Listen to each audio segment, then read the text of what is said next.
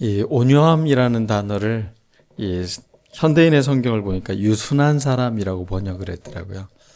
유순하다, 온유하다. 우리는 계속 그 행복의 길 시리즈로 우리가 하나님의 말씀을 듣고 있습니다. 여러분 다 행복하기 위해 사시는 거 아닙니까? 근데 우리의 행복을 빼앗는 것 중에 하나가 우리 마음을 잃어버릴 때죠. 그래서 이 온유하다라는 것은 우리의 내적 상태에 대해서 아주 중요한 것을 알려주고 있는 겁니다. 그래서 오늘 여러분들이 이 말씀을 통해서 내가 정말 행복한 사람으로서 삶을 살아갈 수 있는 우리들 모두가 되었으면 좋겠습니다. 옆 사람에게 한번 질문을 한번 해보시기 바라겠습니다. 한 주간 행복하셨습니까? 한 주간 행복하셨어요?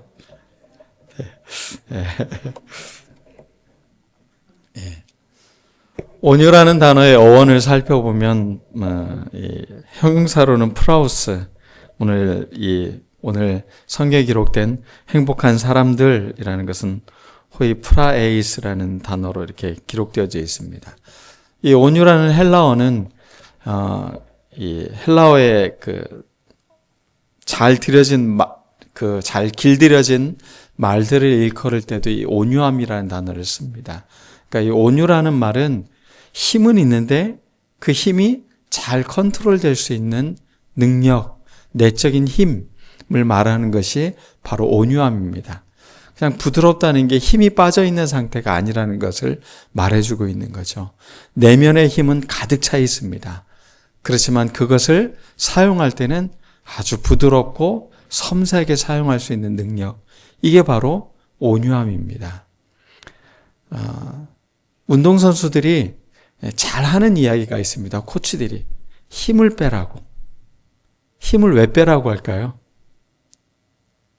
힘을 줘야 더 이렇게 파워 있고 그게 나갈 것 같은데 그렇지 않아요. 힘을 주고 하다 보면 너무 많은 허점이 다 드러나는 거죠. 그리고 연습할 때처럼 늘 하라고 해요. 연습할 때처럼 무리하지 않고 하게 하면 아주 자연스럽게 자기가 원하는 곳으로 자기 어떤 능력들을 최대치로 발휘할 수 있기 때문에 이 단어를 많이 쓰는 거죠. 힘 빼라. 이 온유함이라는 단어가 코치들이 하는 말과 비슷합니다. 여러분 뭘 빼라고요? 힘을 빼라고요. 여러분 내면의 힘을 빼라는 게 아니라 타인을 대하는데 어떤 나의 힘을 발휘하는 데 있어서 이 힘을 빼고 하라는 것이죠. 강아지들이, 그러니까 개들이 자기 강아지를 물을 때 보면 어떻게 물죠? 그 날카로운 송곳니를 있는 개임에도 불구하고 자기 새끼를 물 때는 아주 섬세하게 뭅니다. 여러분 온유함이라는 단어가 바로 그겁니다. 사람들을 살리기 위해서, 돕기 위해서 부드럽고 섬세하게 그렇게 이끌어가는 힘, 그게 바로 온유의 힘입니다. 잘 제어되고 잘 컨트롤될 수 있는 힘, 여러분들에게 이런 힘이 넘쳐나길 바라겠습니다. 히브리어로도 온유를 보면 아나브라는 단어로 되어 있습니다. 이거는 하나님 앞에 언제든지 순종할 준비가 되어져 있는 마음이라는 단어입니다. 뭔가 이 하나님 앞에 순종하기 위해서 기꺼이 자기를 굴복할 수 있는 그런 마음의 상태. 사람들은 순종이라는 단어가 쉽지 않다는 걸 다 알고 있어요. 왜냐하면 나의 자아가 있고 나의 뜻이 있고 어떤 내가 생각할 때 옳은 것이 있기 때문에 순종이라는 단어는 정말 어려운 단어입니다. 근데 하나님 앞에서 온유한 자는 어떤 자라고요? 언제든지 그 말씀을 따를 준비가 되어져 있는 사람, 그 사람이 바로 온유한 사람이라고 말을 하고 있는 것입니다. 오늘 말씀과 비슷한 말씀이 시편 37편 11절에 나옵니다. 이렇게 기록되어져 있습니다. 그러나 온유한 자들은 땅을 차지하며 풍성한 화평으로 즐거워하리로다. 이 온유한 사람은 땅을 차지한다라는 게 오늘 예수님이 하셨던 말씀과 똑같은데 그 뒤에 이어지는 이야기가 이렇게 이야기합니다. 풍성한 화평으로 즐거워하리로다. 영어 성경을 보면 enjoy peace라는 단어로 쓰여져 있습니다. 그리고 번성이란 풍성함이라는 단어가 그 뒤어져 있습니다. 그러니 평화와 풍성함이 그것이 여러분들이 즐길 것이 된다라고 표현하고 있는 것입니다. 온유함이 결국은 여러분의 삶을 평화롭게 하고 여러분의 삶을 풍성하게 만든다는 것을 성경은 우리에게 알려주고 있는 것입니다. 옥스퍼드 주석을 보면 이 온유한 자들을 여호와를 소망하는 자들이라고 표현했습니다. 하나님이 일하시는 것을 기꺼이 기다릴 줄 아는 사람이라는 거죠. 내 힘으로 먼저 나아가지 않는다는 거예요. 기다릴 줄 아는 거죠. 그게 온유함이라고 해석을 하고 있습니다. 레릭 컬리포드라는 영국의 영성심리학자가 있습니다. 그 사람이 한 이야기 중에 영적 자각이라는 말이 있습니다.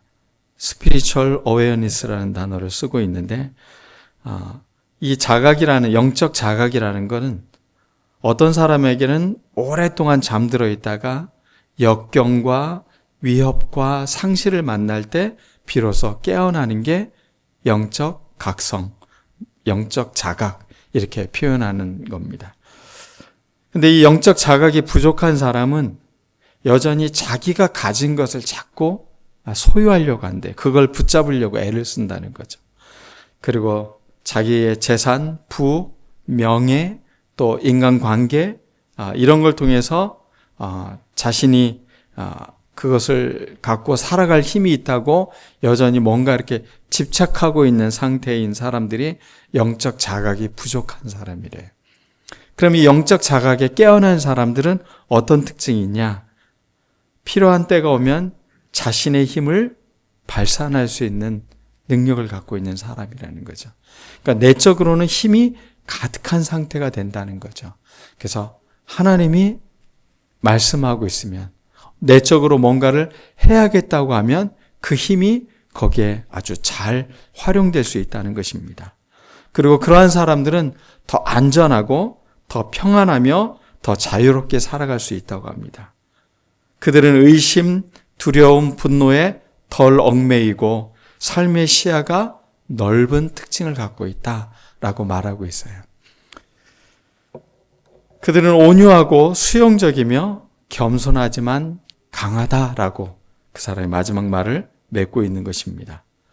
이 사람이 말하고 있는 온유함, 이 영적 자각을 갖고 있는 사람, 그런 사람들의 내적 성품은 온유함을 갖고 있다라고 이야기하고 있는 것입니다. 온유함이란 포기하는 게 아닙니다. 온유함이란 힘을 갖고 있고 그것으로 잘 기다릴 줄 아는, 그래서 내가 잘 표현할 수 있는 능력을 갖고 있는 능력이라는 것입니다. 어찌 보면 이것은 훈련이라고도 말할 수 있는 것 같아요. 보통 강아지들을 훈련할 때 보면 기다려부터 제일 먼저 가르쳐주고 있는 것 같아요. 앉아, 기다려, 그리고서 반드시 음식을 주죠. 그걸 통해서 개들이 뭐 하는 거예요? 자기 마음대로 하는 것이 아니라 주인을 향해서 늘 귀를 기울이게 하고 주인을 향해 있게 만드는 시작인 것 같아요. 우리는 하나님이 우리의 삶에 때로는 기다리라고 할 때가 있는데 너무 마음이 조급해서 어떤 나의 방법, 내 능력 이런 것들을 해보려고 노력하다가 때로는 일을 망치는 경우도 있고 실패할 때가 있죠. 우리가 이것을 기다린다는 건 결국 내가 잘 훈련되어져 있다라는 것을 말하는 것입니다. 온유의 성품은 저절로 생기는 게 아닙니다. 저 사람은 원래 타고난 온유함이 있는 사람이야. 그게 아니라는 거죠. 타고난 것은 힘이 있고 능력이 있는 것이겠죠. 그렇지만 그것을 잘 컨트롤할 수 있도록 훈련된 사람, 그 사람이 바로 온유한 사람이라고 알려주고 있습니다. 메시지 성경을 보면서 좀 재미있는 번역이 있어서 여러분들에게 좀 읽어드리겠습니다. 이 온유한 자는 복이 있나니 그들이 땅을 얻을 것이라고 말한 것을 더도 말고 덜도 말고 자신의 모습 그대로 만족하는 너희는 복이 있다. 온유함이라는 것을 한 단어로 표현한다면 자족하는 거라고 번역을 해놨더라고요. 여러분 어떻습니까? 일상의 삶을 살면서 여러분은 자족하는 힘이 있으십니까? 내게 주어진 것, 그것을 만족하고 감사할 수 있는 힘. 그 힘이 바로 온유의 힘이라고 성경은 이야기하고 있습니다. 아까 온유를 훈련이라고 말했다면 이 자족도 뭐에서 오는 겁니까? 훈련에서 오는 것입니다. 온유한 마음, 그것은 저절로 생기는 것이 아니라 내적인 힘을 갖는 것이죠. 그러면 일상에서 온유함은 어떤 일들이 있었는지 제가 지난주에 설악산을 다녀왔습니다. 참 아름다웠습니다. 지인 목사님이 설악산을 가는데 같이 가지 않겠느냐고 저를 초대를 했어요. 근데 설악산은 저에게 굉장히 가슴 떨리는 곳입니다. 인생이 어렵고 힘들 때마다 고등학교 졸업하고 대학을 떨어져서 좌절할 때 그때 제가 설악산을 갔었던 기억이 납니다.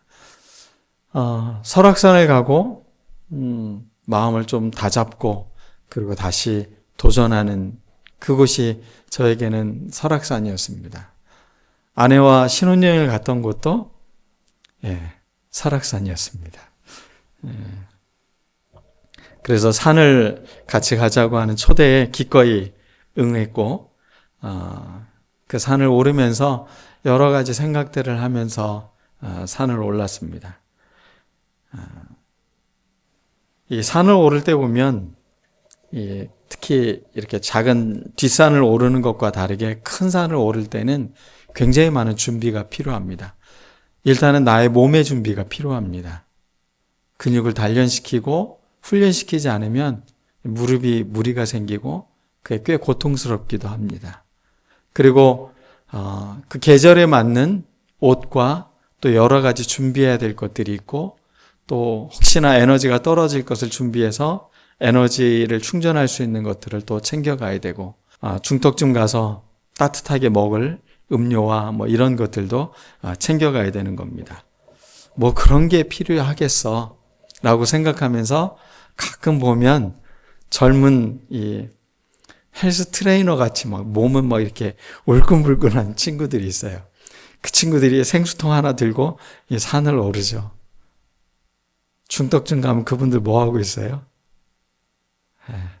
좌절하고 있습니다. 그건 자기 체력과는 상관이 없는 거예요. 준비가 되어져 있는 상태가 안 되면 아프게 되어져 있어요. 그리고 에너지가 떨어지면 큰 위험을 당할 수도 있는 거죠. 그때 그런 모습을 보면 등산하시는 분들이 어떻게 해요? 산을 만만하게 봤군요. 그러면서 간식거리 하나씩 주고 또 더 준비해온 물도 주고 하면서 힘내서 가라고 또 그렇게 하시죠. 산을 오를 때는 이런 준비가 필요합니다. 7분흥선쯤 올라갔더니 단풍이 서서히 들기 시작을 하더라고요. 밑에는 그렇게 단풍이 많이 들지 않았는데 계곡을 오르면서 보니까 하나씩 이 단풍의 색깔들이 점점 짙어져 가는 그 모습이 참 아름다웠어요. 그러다 7분흥선쯤 올라갔을 때는 짙은 안개가 이렇게 운무가 이렇게 내려와 가지고 앞이 그렇게 가시거리가 굉장히 짧을 정도로 그렇게 운무가 내려왔습니다. 산을 한참 오르는데 제 머리 위에서 뭐가 떨어져요. 그러니까 머리가 이미 젖은 거죠. 그 운무 안에서 걸어가면서 그게 빗물처럼 그렇게 내 머리를 적시고 있더라고요. 그래서 수건을 꺼내서 머리를 대충 털로 말리고서 모자를 쓰고 다시 산행을 시작을 했어요. 만약에 이런 준비가 되어져 있지 않다면 정상에 올라가서 그 찬바람을 맞고 있으면 감기에 걸리거나 갑자기 저체온증이 올 수도 있는 거죠. 몸에 문제가 되는 겁니다. 준비가 필요합니다. 산을 오르면서도 우리는 이 온유함이라는 단어를 생각해 보게 됐습니다. 사실 산을 오르면서 이 온유함이라는 단어를 계속 묵상하면서 걸어갔는데 이 온유함이라는 게 등산을 준비하는 것과 참 비슷하구나 이런 생각들을 하게 됐습니다. 그러기 위해서 우리의 인생에도 완급 조절이 필요합니다. 짧은 시간 내 그냥 내 힘으로만 바꿔서 끝내려는 것이 아니라 완급 조절이 필요한 거죠. 여러분 인생은 짧은 게 아닙니다. 어떻게 내가 이 긴 삶에 완급 조절을 해나갈 것인가. 그러기 위해서는 때로는 기다려야 될 때가 있고 때로 내가 달려야 될 때가 있고 때로는 내가 열심히 살아야 할 때가 있으면 또 때로는 내가 쉬며 잠시 숨을 고를 때가 우리에게 필요한 것입니다. 그리고 두 번째는 우리가 준비와 훈련하는 것이 필요한 것 같아요. 여러분 어떻습니까? 행복을 위해서 여러분 뭘 준비하고 있습니까? 열심히 돈 벌고 계십니까? 돈은 벌었는데 주변 사람들을 잃어버리면 안 됩니다. 과정이 그 안에서 아름다워지려면 여러분의 준비가 잘 준비되어져 있어야 돼요. 어떤 분에게 질문을 했습니다. 아버지 학교에 갔을 때 이야기인데 오늘 오셨는데 좋은 아빠, 행복한 가정을 위해서 당신이 하고 있는 건 뭡니까? 했더니 열심히 돈을 벌고 있습니다. 그래서 열심히 돈 버는데 그럼 가족들과 함께하는 시간은 또 아내와 대화하는 시간은 아이들과 놀아주는 시간은 얼마나 되십니까? 이렇게 질문을 했더니 바빠서 아이들하고 놀아줄 시간이 별로 없다는 거예요. 그래서 주일날, 일요일날 쉬기 때문에 자기는 일요일날만 아이들과 놀고 있다고 이렇게 이야기를 하더라고요. 아침 새벽에 나가서 저녁 늦게 돌아와요. 그러니 아빠 얼굴을 아이들이 볼 것이 없겠죠. 저는 이렇게 분주한 삶을 살아가는 아이들에게 문제가 있는 게 있는 것 같아요. 특히 남성들에게, 남자 아이들에게 문제가 생기는 건 남성성을 배울 기회가 참 부족해요. 아이들의 성장 과정을 보면 유치원 교사의 거의 95%가 여자 선생님이에요. 초등학교를 가도 7, 80%는 여자 선생님이에요. 좋은 남자를 경험할 기회가 별로 없어요. 남자아이들이. 여자아이들도 역시 마찬가지죠. 정말 멋진 남자야. 이런 걸 보여줘야죠. 아빠가 좋은 아빠의 역할을 해줬을 때 자녀들은 정말 멋진 남성성을 배우게 되는 거예요. 근데 그걸 보여주질 않아요, 아빠가. 그러면 아이들이 멋진 남자로 자랄 수가 없는 거예요. 그리고 여자아이들도 멋진 남자에 대한 롤모델이 없어지는 거죠. 우리가 준비와 훈련이라는 측면에서 보면 우리가 좋은 아빠가 되기 위해서도 아이들과 준비하고 훈련하는 것, 그것은 아이들과 지속적인 관계를 해오면서 이 아이와 함께 이것들을 훈련시켜주고 또 준비시켜주는 거예요. 돈만 많이 번다고 해서 아이가 저절로 잘 크는 게 아니에요. 돈은 벌었는데 아이하고 왼수가 되는 경우도 있어요. 우리 인생에서 정말 중요한 게 뭔가? 좋은 관계성이에요. 그래서 우리가 이 온유함이라는 성품을 배우는 것은 어찌 보면 사람과 사람의 관계에서 내 힘을 잘 컨트롤하고 내 힘을 조절해서 그 사람을 돕고 함께 할 수 있는 능력을 우리가 배우는 것입니다. 우리 아빠들이 많이 계신데 오늘부터 아이들하고 잘 놀아주시기 바랍니다. 놀아주는 건 굉장히 큰 선물이에요. 그리고 아이들에게 좋은 훈육도 할 수 있어야 돼요. 좋은 훈육이 뭡니까? 회초리를 대는 게 좋은 훈육이 아니라 원칙을 정확히 알려주는 거예요. 더 정확하게 말하면 하나님이 무엇을 원하는지를 아이에게 알려주는 거예요. 그럴 때 아이들의 삶에 정확한 기준을 갖고 살아가고 자기 삶에 당당함을 가질 수가 있어요. 규칙과 원칙을 잘 배운 아이들이 사회에 적응하는데 훨씬 편안해져요. 여러분들이 이렇게 잘 준비해주고 훈련시켜주고 여러분들도 그렇게 돼야 되고 여러분들의 자녀와 또 주변 사람들에게도 그런 선물을 줄 수 있었으면 좋겠습니다. 그 다음에 이 겸손이라는 단어와 온유라는 단어는 짝을 이루고 성경에 기록되어져 있습니다. 겸손하지 않으면 자기 힘만 믿게 되죠. 그러면 산중토에 가서 포기하게 돼요. 완급 조절을 잘 할 수 있어야 됩니다. 어떤 다큐 프로를 봤는데 히말라야 산을 올라가는 그 사람들에 대한 이야기입니다. 호주 사람이었는데 이 사람이 이 산행을 정복하기 위해서 정복이라는 말이 참 어설픈 말이긴 하지만 산을 오르기 위해서 몇 년 전부터 준비를 해왔고 그리고 자기 대원들과 함께 그 산을 오르는데 날씨가 계속 뒷받침이 되지 않는 거예요. 그래서 그 산에서 이제나 저제나 그 날씨가 좀 좋아져서 오를까 해가지고 계속 기다립니다. 그리고 한 달을 기다립니다. 그래도 날씨가 풀리지가 않는 거예요. 이제 준비해온 것들이 다 이제 사라지기 시작하고 몸도 지치고 합니다. 산악인의 이 대장이 결정을 내려 하는 순간인 거예요. 그래서 이 사람이 그만 여기까지. 이번은 우리에게 허락되지 않은 것 같다. 우리 다음에 오자. 그러면서 포기하고 내려가더라고요. 근데 저는 그 모습이 정말 멋진 모습이었어요. 무리하고 그 몇 년간을 준비하고 한 달간을 기다렸음에도 불구하고 그것이 허락되지 않았을 때 기꺼이 내려올 수 있는 것. 나는 그게 온유함이라고 생각하고 그게 겸손함이라고 생각을 합니다. 내가 원한다고 해서 내 뜻대로 되어지는 것이 아니라 그것을 포기할 줄도 아는 거. 나에게 이게 허락되지 않은 거구나. 기꺼이 그것을 내려놓을 수 있는 마음. 그것이 우리의 삶을 행복하게 만드는 거예요. 자칫 잘못해서 죽는 사람들이 얼마나 많이 있습니까?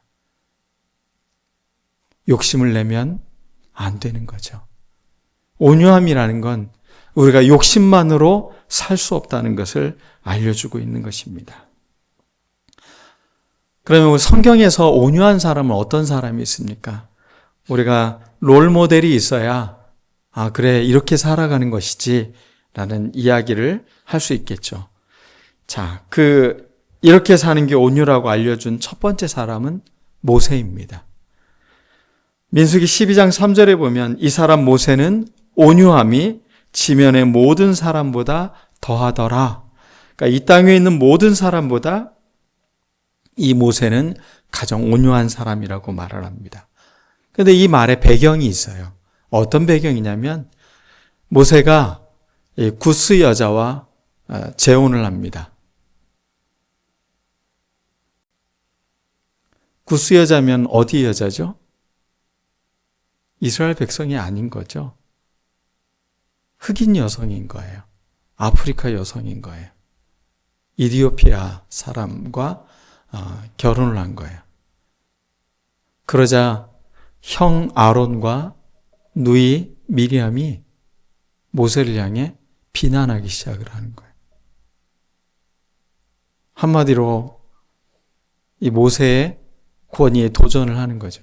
너 잘못했다. 자신들이 갖고 있는 기준으로 모세를 봤을 때 모세는 지금 잘못했다는 거예요. 그리고 사람들에게 말합니다.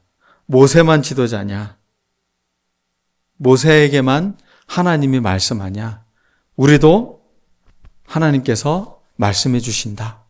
이러면서 모세의 권위에 대해서 점점 단지 그냥 그의 재혼에 관련된 문제가 아니라 이것이 이제 모세의 리더십을 부정하는 데까지 이르릅니다. 근데 이 사람들이 누구라고요? 가족이에요. 여러분, 가족이 나에게 그렇게 비난했을 때와 타인이 나를 비난했을 때의 느낌은 확연하게 다릅니다. 타인이 그러면 좀 그래도 성숙한 사람은 당신의 생각은 그럴 수 있지만 난 괜찮아요. 이렇게 말할 수 있거든요. 근데 가족이 이야기하면 어떻습니까? 더 힘들어요. 왜냐하면 내가 믿고 신뢰하는 사람들이고 내가 사랑하는 사람들이기 때문에 그들이 비난하는 비난은 더 크게 와닿는 거예요. 더 힘들게 느껴지는 거죠. 아마 모세도 그랬을 것 같아요. 근데 모세는 그 이야기를 듣고 형과 누이에게 아무런 말도 하지 않아요. 그냥 기도만 하고 있어요. 누가 등장하십니까? 하나님이 등장하십니다. 그리고 이 아론과 미리암에게 뭐라고 말하십니까? 아까 했던 이 이야기. 모세는 어떤 사람이라고요? 이 땅의 모든 사람보다도 더 온유한 사람이다. 그리고 내가 그에게만 말을 한다. 너희들에게도 말한다고 하지만 그는 나를 본 사람이다. 너희들은 환상과 꿈으로 보지만 모세는 나를 대면한 존재다. 이건 무엇입니까? 직접적 관계를 하고 있는 존재로서 모세를 인정해주고 있는 거예요. 너희들에게는 은밀한 말로 말하지만 모세에게는 은밀한 말이 아니라 내가 나를 분명하게 계시해 준다라고 이야기하고 있는 것입니다. 그리고 하나님께서 이 말씀을 하고 사라지시자, 보이지 않자 이 미리암의 몸에 나병이 몸에 퍼지기 시작을 합니다. 어떻겠습니까? 그 순간 아론과 이 미리암의 마음. 자신들은 옳다고 생각했는데 그것이 철저히 무너져 내리는 순간, 어떻게 보면 외형적으로 몸이 무너져 내리는 것보다 자기 내면이 훨씬 더 무너졌을 것 같아요. 그때 모세는 하나님께 기도합니다. 다른 기도를 하는 것이 아니라 자기 누이 미리암을 불쌍히 여겨서 그의 나병이 치유되게 해달라고 그렇게 기도를 합니다. 온유함이라는 게 어떤 것인지를 성경은 우리에게 분명히 알려주고 있어요. 가족이, 때로는 사람들이 나를 비난하고 내 마음을 몰라주고 나에게 마음의 상처를 주고 그럼에도 불구하고 그것을 내가 직접적으로 행동하지 않고 기도하는 사람. 그게 온유한 사람이에요. 성경은 우리에게 이 온유함의 성품을 가르쳐주고 있잖아요. 모세가 그것을 우리에게 보여줬어요. 사람이 모세가 그렇게 했다는 것은 우리도 그렇게 살아갈 수 있다는 겁니다. 그러기 위해서 우리는 기도하는 사람이 되어야 돼요. 자꾸 내 감정, 내 어떤 욕심, 나의 어떤 분노 이런 것들이 올라오지 않고 하나님의 마음이 내 안에 흘러들어오도록 우리는 계속 기도하는 사람들이 되어야 되는 것입니다. 모세의 온유함을 우리 모두가 배웠으면 좋겠습니다. 두 번째 분은 예수님이십니다. 예수님이 이렇게 말씀하셨어요. 마태복음 11장 28절과 29절을 보면 수고하고 무거운 짐진 자들아 다 내게로 오라. 내가 너희를 쉬게 하리라. 나는 마음이 온유하고 겸손하니 나의 멍에를 메고 내게 배우라. 그리하면 너희 마음이 쉼을 얻으리니. 여러분 마음에 온유함을 잘 배우면 우리 마음이 뭘 누릴 수 있다고요? 쉼을 누릴 수 있다는 겁니다. 저는 이 말은 너무 놀라운 진리의 말씀이에요. 여러분 인간관계를 하다 보면 얼마나 많이 분노 감정이 올라올 때도 있고 때로는 사람들이 날 정말로 좌절하게 만들 때도 있고 슬프게 만들 때도 있어요. 그런데 내 마음 안에 예수님의 온유한 마음을 품기 시작을 하면 그 마음은 나를 쉼으로 이끈대요. 평안으로 이끌어준다는 겁니다. 예수님은 그래서 우리의 마음을 이 온유함을 잘 배우라고 알려주고 있는 것입니다. 그런 사람들이 땅을 차지해야 합니다. 온유하지 않은 사람이 땅을 차지하려고 하니까 전쟁이 일어나는 것입니다. 온유하지 않은 사람들이 땅을 차지하려고 하니까 욕심을 부리는 것입니다. 탐욕이 세상을 지배하는 것입니다. 폭력이 난무하는 것입니다. 사기를 치는 것입니다. 우리가 땅을 기업으로 얻는 것, 그것은 이 온유함이 전제가 되어 있지 않으면 우리가 누리는 모든 것들이 허투루 돌아갈 수 있는 것입니다.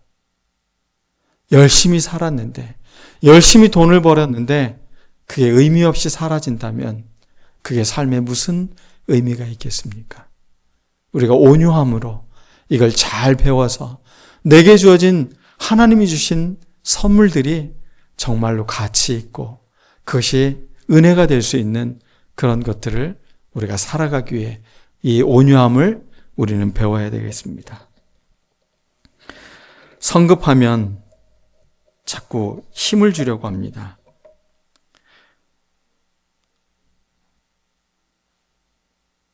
마음이 분주하면 자녀들에게도 짜증을 내요.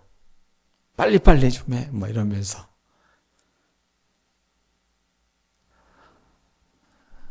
우리나라 사회가 빨리빨리라는 말을 참 많이 하는 거는 외국에 가면 알아요. 제가 음식을 주문했더니 외국분이 그런 얘기 하더라고요. 빨리빨리? 그러면서 가더라고요. 그냥 저는 음식을 주문했을 뿐인데 제가 한국 사람인 줄 어떻게 알고 빨리빨리 이러면서 가더라고요. 그 이야기를 듣고 우리 사회가 정말 폭력적인 사회구나. 서두른다는 건 사실은 폭력에 노출되어져 있는 거예요. 빨리 하려면 강요하게 되어 있거든요. 화가 나게 되어져 있어요. 느리면. 우리가 좀 더 이 온유한 마음으로 세상을 평화롭게 쉼을 줄 수 있고 우리가 이 땅을 선물로 받을 수 있는, 기업으로 받을 수 있는 우리들 모두가 되었으면 좋겠습니다. 예수님은 얼마나 힘을 빼셨는지 자기를 죽이려고 하는 사람들을 향해서도 아버지, 저들이 하는 일을 알지 못해서 이렇게 행동하는 겁니다. 저들을 용서해 주십시오. 예수님이니까 이런 기도 하시는 거죠. 우리는 예수님이 아니니까 이런 기도 못하고. 근데 예수님이 아까 뭐라고 말씀하셨어요? 배우라고 하셨어요. 나는 마음이 온유하고 겸손하니 내게 와서 배우라. 우리는 이 기도를 배워야 돼요. 나를 향해 죽이려고 하는 사람, 나를 향해 모욕하는 사람, 수시로 분노 감정이 일어날 때 다시 우리는 이 기도로 돌아가요. 저 사람이 어리석어서 알지 못해서 그런 겁니다. 주님, 저들의 죄를 용서하여 주십시오. 오늘 우리가 말씀을 보면서 이 온유라는 단어와 겸손이라는 단어가 짝을 이루고 있는 걸 볼 수가 있었죠. 신약 성경에서도 이 온유와 겸손은 늘 같이 와요. 골로새서에 보면 3장 12절에 보면 그러므로 너희는 하나님이 택하사 거룩하고 사랑받는 자처럼 하나님이 택해서 거룩하고 사랑받는 자처럼 긍휼과 자비와 겸손과 온유와 오래 참음을 옷 입고 우리가 하나님께 택함 받은 사람이라면 하나님의 백성이라면 어떤 옷을 입어야 된다고요? 겸손과 온유의 옷을 입어야 된대요. 그리스도인들은 반드시 어떤 옷을 입어야 된다고요? 온유의 옷을 입어야 된다고요. 여러분 이제 열심히 분노의 옷을 또 어떤 미움의 옷을 벗어 던지고 이 온유의 옷을 입는 우리들 모두가 되었으면 좋겠습니다. 성도가 하나 되기 위해서 이 말씀을 해주고 있어요. 이 골로새서와 에베소서에 보면 이 겸손과 온유라는 말을 강조하는데 그 강조의 궁극적 목적은 무엇이냐? 교회가 하나 되기 위함이라는 거예요. 목적이 있어요. 왜 우리가 온유함으로 이 땅을 아름답게 일구어 가는지 그것은 교회 안에서 우리가 하나가 되기 위함이라는 거죠. 분열, 갈등, 폭력 이런 것들이 사라지게 하기 위해서 교회는 그것을 맛보게 해주는 공동체. 그래서 교회 오면 여기는 다 온유한 사람들만 모인 것 같아. 사람들이 참 따뜻해. 사람들이 참 겸손해. 세상에 여는 모임과는 좀 다른 것 같아. 오늘 이 말씀이 우리들의 말씀이 되었으면 좋겠습니다. 온유함이 성경에 나오는 이야기가 아니라 나의 성품이 되기를 원합니다. 우리 그런 마음으로 이 시간 같이 기도하겠습니다.